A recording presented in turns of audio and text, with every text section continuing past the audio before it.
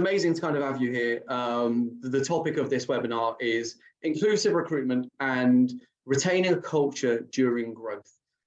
So just a little bit by way of introduction to myself. So my name is Paul Smith. I'm the co-founder of Disrupt Agency and the founder of Includability. So Disrupt Agency, we are a B Corp certified recruitment company.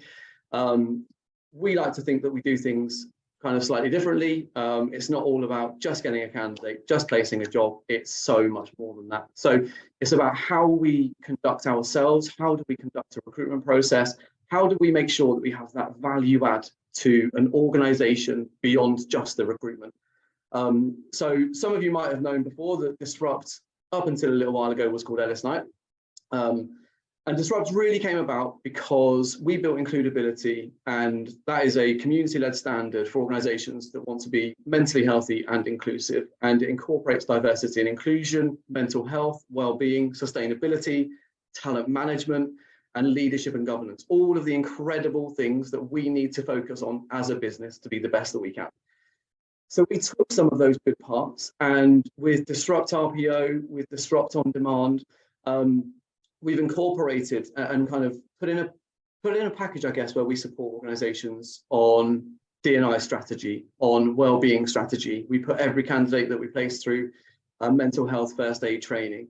We put them on that road to being a sustainable business. What does that actually mean? How can you integrate the UN SDGs into your business to be the best that you can? So for us, it's about not just in what we can do, but how do we really have the effect on our supply chain and beyond? And obviously, inclusive recruitment plays a massive part of that. Culture-wise, the values that we uphold are intrinsic to who we are as a business, how we treat each other, how we treat our stakeholders, and ultimately how other people see us. So it's vitally important for us and our growth. And Includability, as I just mentioned, it's an incredible community of people. Now look, it's B Corp month, so it would be remiss of us not to kind of say that this is not even open news yet, but it very will be very, very soon, is that Includability, as of this week, has actually just been given B Corp status. And we've had the most incredible score of 143.2. So that does deserve a massive round of applause. We will give ourselves that round of applause. But look, without further ado, that's kind of enough about me. We've got 4 incredible guest panelists for you today. So we've got Martin Mason, who is the co-founder and founder of Unleashed and Talent Mapper. We've got Michael Blackley, who's the founder of Equitas. We've got Tina Wallace from Cook Trading, and we've got Kim Deverell from Ella's Kitchen. So a really good mix and blend of diversity and inclusion, inclusive recruitment, and B Corps. We couldn't really ask for much more with these topics that we've got. So I'm going to just kind of hand over. Please make the chat busy. Introduce yourselves, put your LinkedIn profiles on there. Yes, we're an agency, but actually for us, do you know what? It's not about being competitive. It's about collaboration. It's about sharing best practice. It's about making sure that we create a better world, a more inclusive world, a more sustainable world together. So make yourselves introduce to each other and take these relationships offline. But without further ado, I'm going to hand over. Michael, would you like to introduce yourself? Everyone, great to be here. Thanks for having us. Congrats on B Corp News as well. That sounds absolutely epic. Must have been some journey. I'm Michael Blakely. I'm the founder of Equitas. We are an interview intelligence software platform specifically focused on fair and inclusive hiring. My background before starting Equitas, I used to be a professional interviewer. So I did 10,000 plus interviews all across London, UK, Ireland, further afield. I thought there had to be a better way. I always ran into the same couple of problems. Never a digital process trying to capture all that interview data, which is the most critical thing to making a hiring decision. And then on the other side of it, the hiring managers I used to work with, some of them were incredible. Some of them could be a professional interviewer in less than a week after working alongside them. Others could be incredibly biased. And that's something I'd love to talk about with everyone today, the different types of bias that can creep into that late stage of the hiring process as well. Amazing. Thank you. Martin Mason, over to you.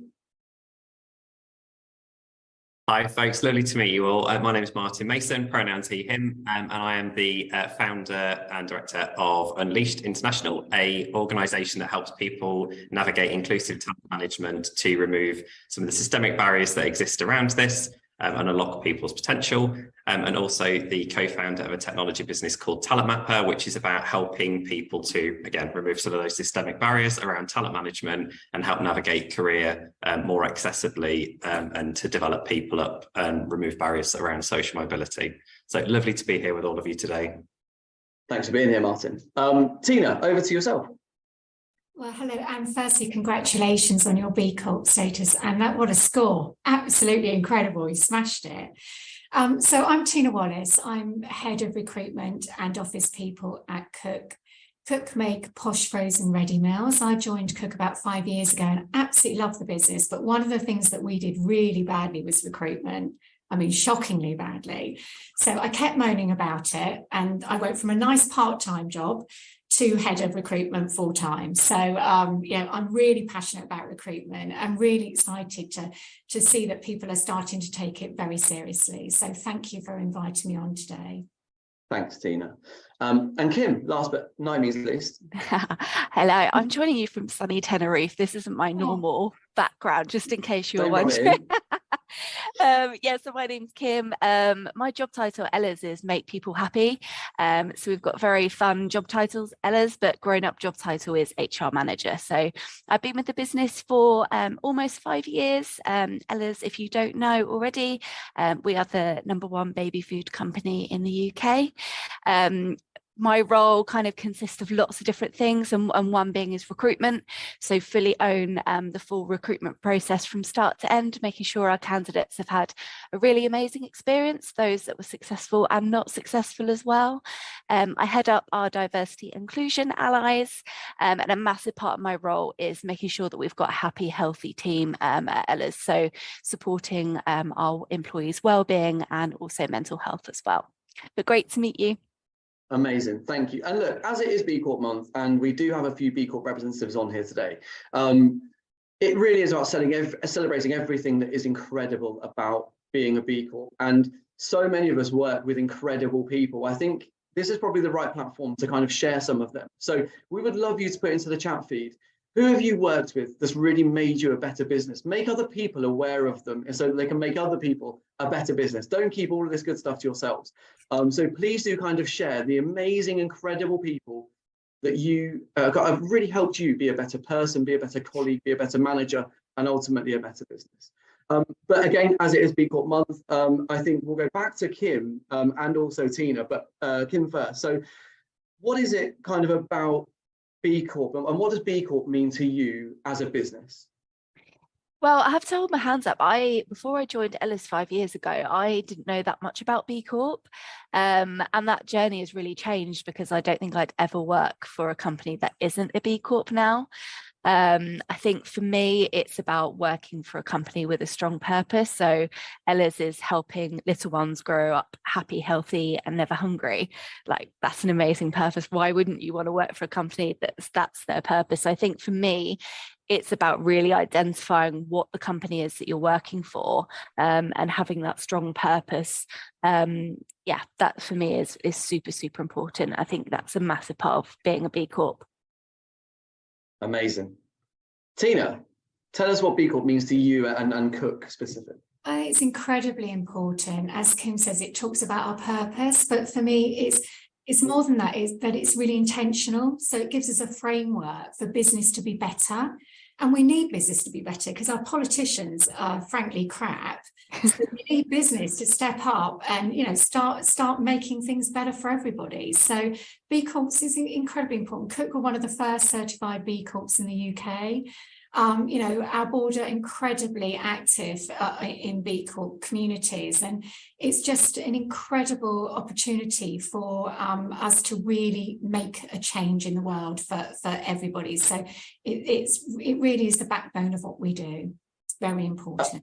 Amazing. And actually, I probably have kind of jumped straight in to make the instant assumption that everyone kind of knows what B Corp is, but I'm not going to go into it. But Dave will put kind of links in about kind of B Corp, about kind of the BIA, about that process. And even if you don't go through it, but you're a values-led business, a purpose-led business, and you abide by those, the values are incredible. So they're a great way just to conduct your business if you just follow their framework.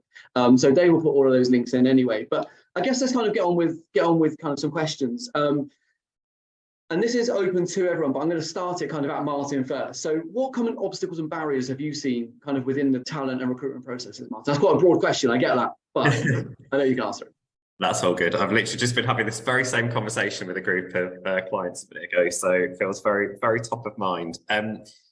For me, some of the main obstacles that we see in our line of work is through the recruitment process, the way that people are brought into the business and the way that they're kind of onboarded and they navigate their careers. There's the majority, I mean, so we've worked with 34, 35 global organizations over the last couple of years, kind of from, you know, huge, big conglomerates through to smaller organizations. And actually there isn't that much disparity between all of them in terms of the way that they manage their recruitment and talent processes. And a lot of the common barriers that we see are unnecessary criteria or routes to entry for those roles. So very quick example of one we've just seen this morning. One of the questions I asked one of the recruiters was a case of what would this dream candidate look like that would do this job with a blank piece of paper, and they told me the skills and behaviours that they needed. I then looked at what the comparable job profile or job description was for that, and it might as well have been written in a completely different code, because all the things they were asking for on this piece of paper were a copy and paste of what they'd done with their previous job descriptions, which had no or little bearing on the job that the person actually needed to do. So before we've even got off on that process and got started, what we see is there's too many things in there that people don't actually need in order to be great at the job. And then it's about making sure that the steps and the parts of that process from there on in are as bias mitigated as possible. So we're factually looking at what people need to do those jobs, and then we're identifying the right skills and behaviours that people need in order to contribute successfully and leverage the potential they've got against those roles. So the more that we can remove that bias or barriers in the process through taking that more objective, common sense approach and put the right process or technology in place to achieve that, the more obstacles we're going to remove. Do you think that comes from education? Do you think that comes from training and workshops? Do you think that that's the talent acquisition's kind of role to kind of make sure that they're questioning and quizzing to really kind of get that hiring manager to understand, is that exactly what you need? And I guess we're a recruitment company, so that taking that relationship beyond transactional to we've got a job spec, here's what we need, here's a fee, go and find us someone. Do you think that all of that is evolving at the same speed to try and again negate some of these problems? Yeah, and I think where you folks particularly, and where I see a lot of good recruiters do this, is that's exactly the approach that you've just described there. You'll take the brief from the person about what it is they need. We don't see that a lot, or that type of approach taken with internal recruitment or businesses that are recruiting themselves necessarily, not through any ill intent, but they're busy, they might have volumes of roles that they're trying to fill. They've got their kind of copy and paste job descriptions or job adverts or job requisition forms internally, and people just, you know, it's almost the unconscious thing. If we just fill in the form, we send it off of, yeah, I need these things. Whereas what you've just said there is, it's almost that same approach of, okay, what does that person need to do? Talk to me about that, and then we can go find them for you. When we take that approach, we get a different set of results. So I'm going to actually just chuck this out to kind of Kim and Tina very quickly in terms of your approach, kind of in the roles that you're in with the managers that you work with. How has that communication perhaps kind of evolved in terms of the training? I know, Kim, certainly with includability, you've been incredible at kind of really utilising the incredible network that we have to kind of, from a D&I perspective, but that relationship with managers when it comes to inclusive recruitment. Could you tell me a little bit about that and the group a little bit about that? Yeah, it's definitely shifted over the years. We have kind of feedback sessions at each stage. So Ella's, we have a 3-stage interview process. So I want to get more diversity of thought across that process. So it may well be, you know, we used to have one hiring manager that would see the candidates and make that decision. And I just think we need to be including more people in the recruitment process. That may be the peers to the candidate that they may have. It may be people that, you know, if they're coming in as a manager, getting those direct reports involved, getting as many people involved in the process as possible, and having opportunities for everyone to have their say. And thinking about those people and their different personality types. You know, you might have a couple of people that are getting involved in the process, maybe super introverted, or they might be reflectors. So from following on from an interview, it's not just expecting people to be like, right, what did you think of them? Are we hiring them? What's happening? And being up against that time, whereas people might need to have a little bit more time to reflect on their decision. So yeah, super important to get as many people involved as possible, and definitely have kind of feedback sessions throughout the stages. And I think one thing that I've been heavily involved in, I think it's with like the D&I hat on as well, is sort of challenging those biases and not being afraid to do so. You know, I think typically at Ella's at the beginning, we probably had more extroverts. We had, you know, that sort of, you know, a lot of people sort of talked about the Ella's-y person and what that person would look like and that type of character. We've massively shifted away from that now. And I think that has been a massive part of the recruitment process, and getting more different people involved in, and that diversity of thought to allow people to get out of that mindset of that personality type and what that person should look like. So I think there's some amazing points there. And also, we won't have the time to kind of go into it, but if you could even drop into the chat feed some of those top tips that you've had, because changing mindset is it's a massive task in itself. So any success and joy that you've had in there, it'd be amazing kind of to jot that down so that we can share it with the group, because those key takeaways are kind of incredible for us to kind of have. And Tina, what about yourself with Cook? I totally agree. I mean, one of the things that we find is that we do train our managers, our hiring managers in recruitment, but of course, a lot of them won't do it for months on end. So, you know, you do the training and then perhaps they don't actually recruit anybody new for 6 months, and you expect them to remember everything and put it into practice. So being there to support them through the process, and definitely challenge them on biases. One of the things that I regularly came up against was education level. So a job, you know, needs to have a certain qualification. Now, I understand that there are some jobs that do require certain qualification, but generally speaking, our recruitment is values-led rather than capability, because we know that we can train capability, but we're not going to be able to, you know, if somebody doesn't fit our values, they're not going to be able to live our values. That's going to be problematic. So getting more people involved and really challenging those biases, that the people like us seems like a nice thing. Yeah, of course you want people like us, but it's just a way of getting the same people in, and it's an excuse for us to not sort of be open to diversity. So we really do have to challenge that. Yeah, and you mentioned something else there about kind of values-led recruitment, which is, again, it's a big topic, and actually it's a challenge to kind of perhaps get right. So again, your thoughts and kind of anything you can kind of put down in, so that people understand, well, what is values recruitment? How do you try and do that? How do you evolve it? How do you make sure you get that right? That would kind of be incredible as well. So with coming out of the pandemic, with kind of where we're at now, there's a war on talent. There's, you know, there is a big issue on retention of kind of individuals and employees and talent, and then with that naturally kind of affects the culture. So have any of you seen, I'll kind of probably give this to kind of Kim first, but have you seen a shift in what candidates are looking for in a new company when applying for roles? Huge shift. I'm seeing a lot more people targeting B Corps, which is really, really interesting. I'd say probably seeing that more in kind of the Gen Zers, but definitely kind of outside of that group. You know, people are looking at companies' sustainability credentials on their website.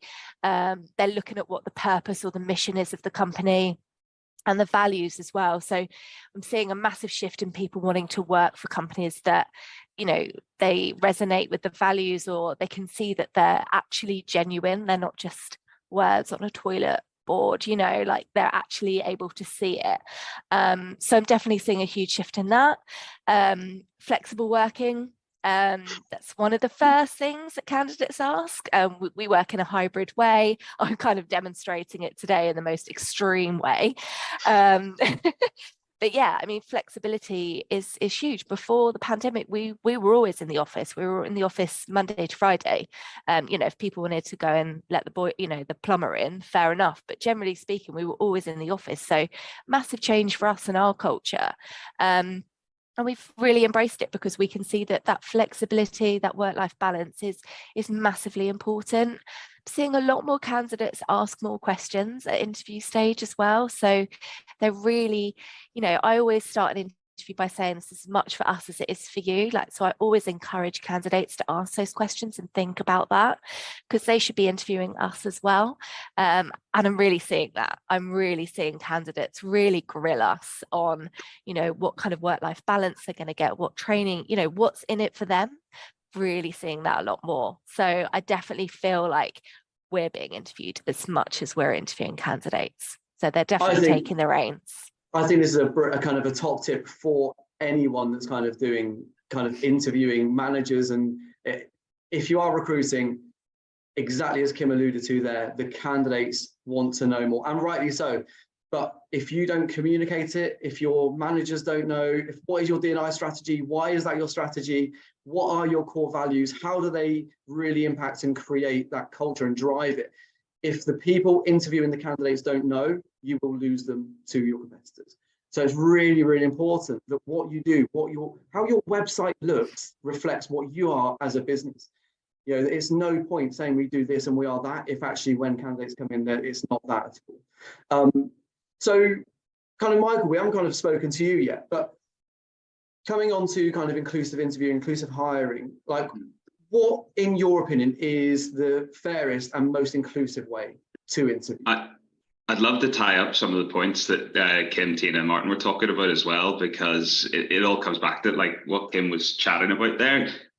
Bit of training for every hiring manager whenever we onboard them or start working with them is that it's a two-way street. These candidates have so much choice now in the different roles that they go to, that half the battle for your hiring manager during an interview is actually delivering an engaging experience whenever they're going through it with the candidates as well. And that's not just during the process, it's also the level of feedback that you give candidates and how quickly that you give them any type of feedback as well, because before they've even come to jump on the interview, they've probably had a look at your career site and being like, hey, is this actually what they preach as well? Is it a diverse team? Can I have a look at their socials? Does that resonate with me as well? And Glassdoor always do a bit of research and a survey on this every year. And I think it's something crazy, like 76% of candidates won't work for an organization if they don't think that they're a diverse and inclusive culture as well within that. And the last kind of stat on that how important the interview piece is that 83% of candidates, if they have a negative experience, not only will they not work there, they'll tell 6 other people about this negative interview experience that you've had, and they'll even stop using your product. My favorite case study, it's been done to death, and I always mention it to everyone, but I always need to think we need to get this in the back of our brains, is Virgin Media. They worked out that their interview process was so unengaging, so non-inclusive with the way that they engage with their candidates, that they were losing $5 million a year in US dollars to Sky B, because people were writing in the feedback form, I'm moving to Sky because this interview was so bad. And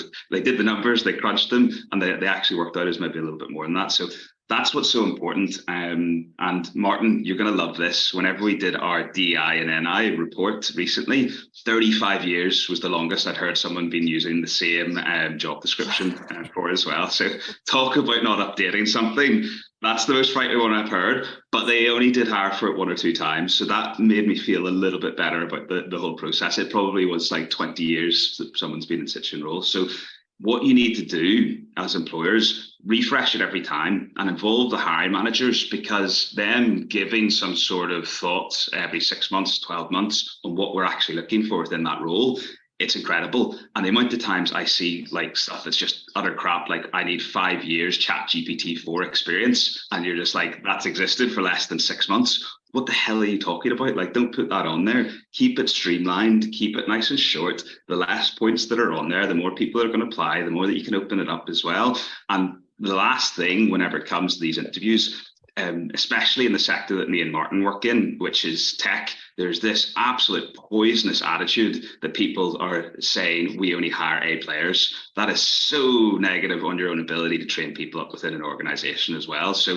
the mindset that needs to shift to is whenever you're doing your late stage hiring process during the interviews, rather than just saying no, is there anyone who has the potential who can be trained up as well? And you can spot that potential a lot more if values aligned, like Kim and Tina talked about. Values-based hiring is absolutely incredible. And I always force every single person I'm on a call with to Google values hiring, because my LinkedIn article comes up number one on it as well. So that's the homework for everyone on this call, to keep my SEO going no matter what. Please, everyone at some stage today, do it here. I'm not even going to post my LinkedIn article link in there. You need to Google it. We need to keep it at number one. We need to keep it going as well. And last piece, structured interviews. That's the key. That's the piece. And I'm going to pop a link in why you can tell your employers that structured interviews are the most accurate way to hire people as well. It is a post to keep it nice and simple, but it's the key to getting it right whenever it comes to the interviews piece as well. So let me go dig out that link and shut up here. Otherwise, I'll be talking all day.